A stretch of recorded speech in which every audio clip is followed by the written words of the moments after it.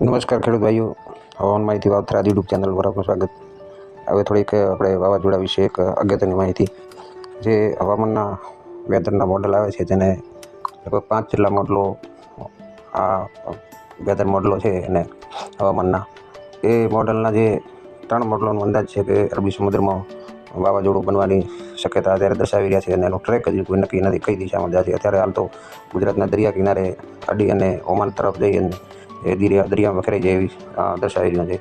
જેમ જેમ હવામાનમાં નજીકના દિવસો આવશે વાવાઝોડું બનવાની, જેમ કે 23 તારીખથી આ વાવાઝોડું અરબી સમુદ્રમાં ઉજવવાનું છે અને ધીરે ધીરે સીધું ઉત્તર દિશામાં ગુજરાત તરફ આવીને પછી ટર્ન લેશે એવું અત્યારે દર્શાવે છે. પણ એનો હજી કોઈ ટ્રેક નક્કી નથી, હજી બનશે કે નહીં એ 23 તારીખનો લગભગ આપણને પાકો અંદાજ આવશે. એ પહેલાં તો અત્યારે બધા હવામાનના જે આગાહીકારો છે એ મોડલના આધારે અત્યારે આગાહી કરી રહ્યા છે કે વાવાઝોડું બની શકે છે અને તીવ્ર વાવાઝોડું પણ બની શકે છે. જેના અસરથી આપણા વિસ્તારમાં અને ગુજરાતમાં ત્યાં છૂટો છવાયો અમુક દિવસે ભારે પવન સાથે પણ 24, 25 અને 26 આ 3-4 દિવસોમાં 2-3 દિવસ સામાન્ય વરસાદ થઈ શકે છે અથવા ભારે વરસાદ થોડા ઘણો થઈ શકે છે.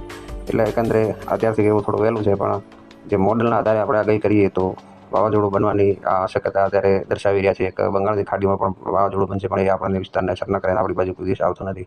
પણ અરબી સમુદ્રનું વાવાઝોડું જરૂર આપણને અસર કરે છે. આપણે જોયું છે કે વિપર્યય વાવાઝોડું આપણા વિસ્તારમાં વાવાઝોડું છેક કરાચી તરફ છે અને પાછો રિટર્ન આપણા વિસ્તાર ઉપર થઈ અને બાકસર અને વાવથરામાંથી સીધું વચ્ચેથી એની જે વાવાઝોડાની આંખ આવે છે તે પસાર થયો હતો સેન્ટરમાં. એટલે કે આપણા વિસ્તારમાં ખાસી લગભગ 12 કલાક જેટલી તેજ હવાઓ અને ભારે વરસાદ જોવા મળ્યો હતો. એટલે આ વખતે પણ અત્યારે હજી શક્યતા જે બહારનું જે બ્રિટનનું કે જે યુનાઇટેડ સ્ટેટનો કહેવાય એ મોડલ અલગ આવે છે. એટલે જે ઇંગ્લેન્ડ બાજુનું મોડલ છે એ અત્યારે આપણા વિસ્તારમાં અરબી સમુદ્રમાં વાવાઝોડું બને એવી ગુજરાતમાં આસપાસ આવી અને તે ટર્ન લે એવી શક્યતા અત્યારે દર્શાવી રહ્યા છે.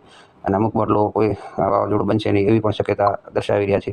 પણ અત્યારથી થોડુંક એવું વહેલું છે, પણ એક્ઝેક્ટ 22 તારીખની આપણને ખબર પડી જશે કે વાવાઝોડું બનશે કે નહીં, અને બનશે તો એનો ટ્રેક પણ ધીરે ધીરે ફાઇનલ થતો જશે, કઈ દિશામાં જશે.